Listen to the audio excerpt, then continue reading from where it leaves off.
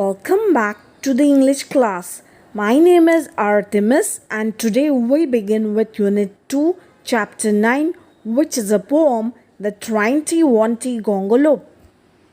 The humorous poem, The Triantiwontigongolope, tickles the reader's funny bones and ushers laughter.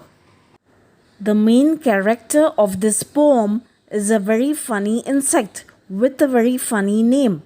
The poet describes its physical appearance, eating habits, and other activities. At the end of the poem, the poet surprises us by concluding that the insect is imaginary and does not exist.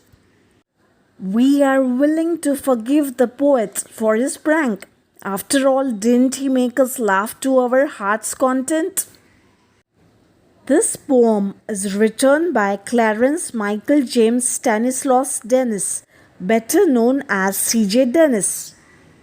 C.J. Dennis, born on 7 September 1876, was an Australian poet known for his humorous poems, especially the songs of a sentimental bloke published in the early 20th century.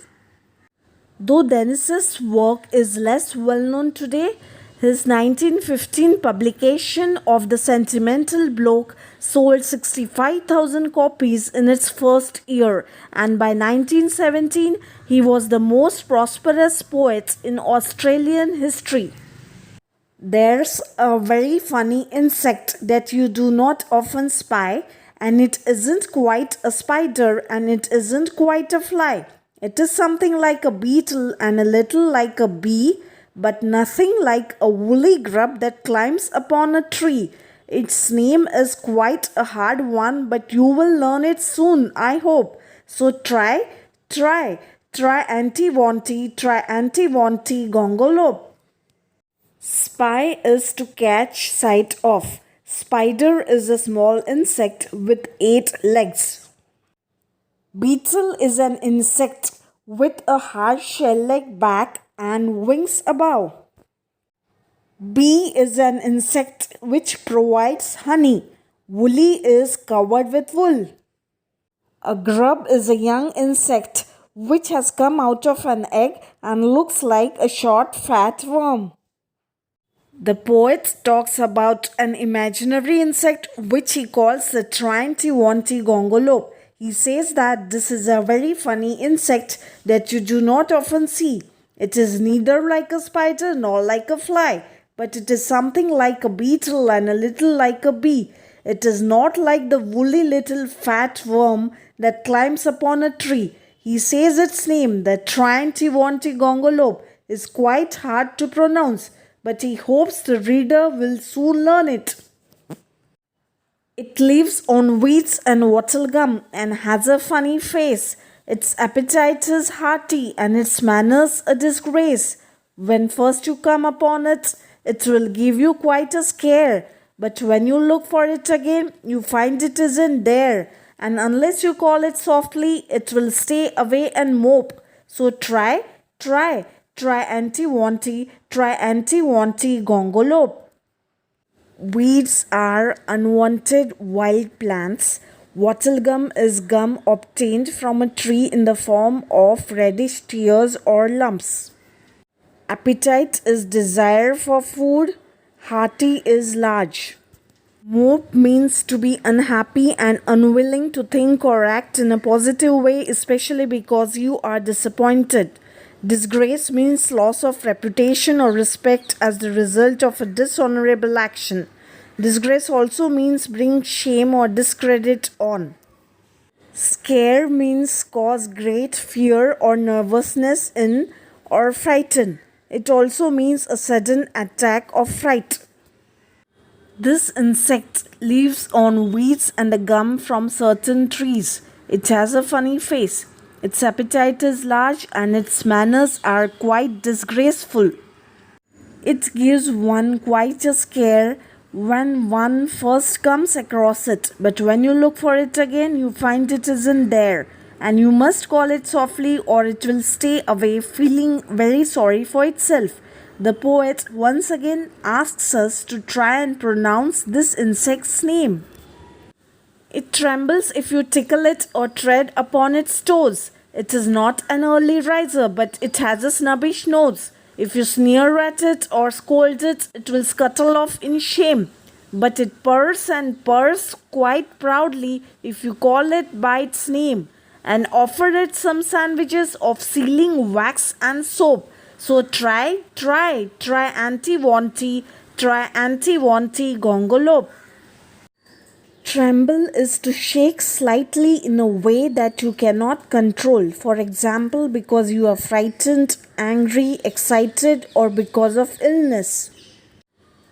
Tickle is lightly touch or prod a person or a part of the body in a way that causes mild discomfort, itching, and often laughter. Tread is walk in a specified way or a person's manner of walking or the sound made as they walk. Snubbish for a nose is short, fat, and turned up at the end. Sneer is an unpleasant look or smile. Scuttle is to run with quick short steps or to run hurriedly. Purr is a quiet, continuous, soft sound that a cat makes. An early riser is a person who gets up early in the morning. Sealing wax is a hard, usually red substance that melts quickly and is used for putting seals on documents or letters. Scold is to speak to someone angrily because you disapprove of their behavior. Dear children, do you remember we have studied the word scold in chapter 5, the 12 months? Marukla's stepmother used to scold Marukla all the time. Coming back to this poem, the poet tells us something more about this insect. It trembles if you tickle it or step upon its toes. It is not an early riser. It has a fat nose turned up at the end. If you give it an unpleasant look or scold it, it will run away in shame with quick, short steps. But it purrs quite proudly if you call it by its name and offer it some sandwiches of sealing wax and soap. So try to pronounce its name, says the poet again. But of course you haven't seen it, and I truthfully confess that I haven't seen it either, and I don't know its address.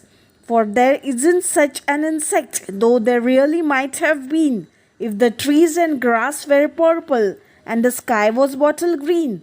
It's just a little joke of mine, which you will forgive, I hope. Oh, try Triantiwontigongolope. Confess is to admit. Forgive is to cease or stop feeling angry or bitter towards someone for their mistake or their action.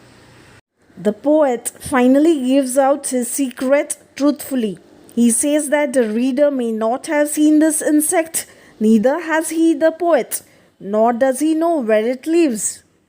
He says that there isn't such an insect, but there might have been one, provided that the trees and grass were purple and the sky was bottle green. He says that it was just a joke, and he asks the readers to forgive him. But at the end, he once again asks the readers to pronounce the name Triantiwontigongolope. That's all for today, dear children. Goodbye.